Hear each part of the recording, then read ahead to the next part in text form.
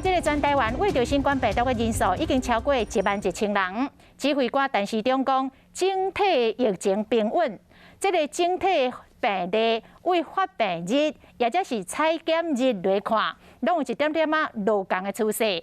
但是这个状况唔是真明显，必须要继续来注意。那这样公布有263例的本土病例，3例境外移入，那总共有266例。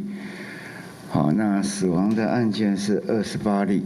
我现在要把它再澄清一下哈，就是在台北市早上哈大概有一个记者会什么哈，那说明说配发到合约院所等等的哈，是我们4月14号的会议，4月21号的发文哈所规定的那个文哪里？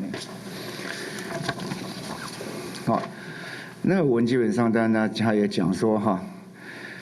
第一个，他没有把这个时间标出来了哈。那个时候在疫苗哈，大家都不太愿意打的时候，好，那所做的一个会议，好说那年清楚就跟早上他们所提出来的一样，就合约医院的 COVID-19 的疫苗库存量过多，评估无法有效在校期内用毕。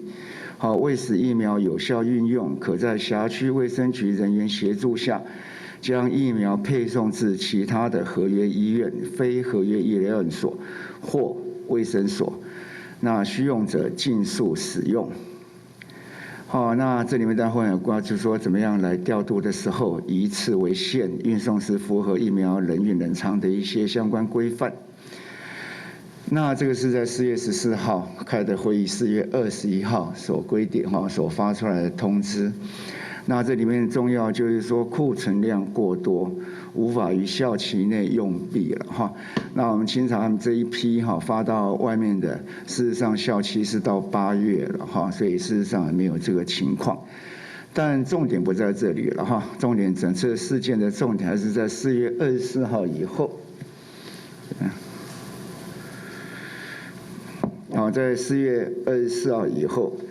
我们的规定就因为疫苗的需求大增嘛所以我们在ACIP 的会议就决定就要提供第1类到第3类，所以5月24号不是我讲不对吗？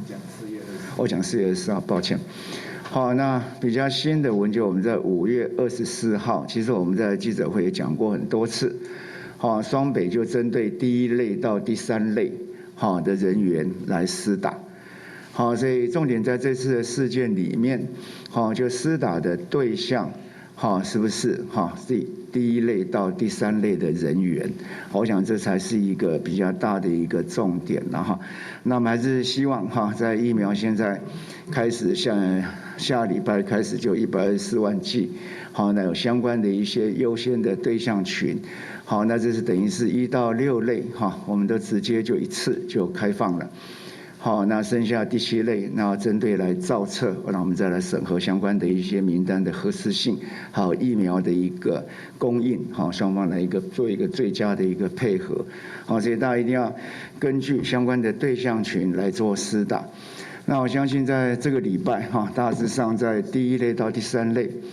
应该可以就是尤其是第1类应该可以施打的比例到达相当高的一个比例了那早上在这个台北市这样子说，我们这稍微澄清一下重点是有没有针对1到3类的人来做施打，这才是一个重点了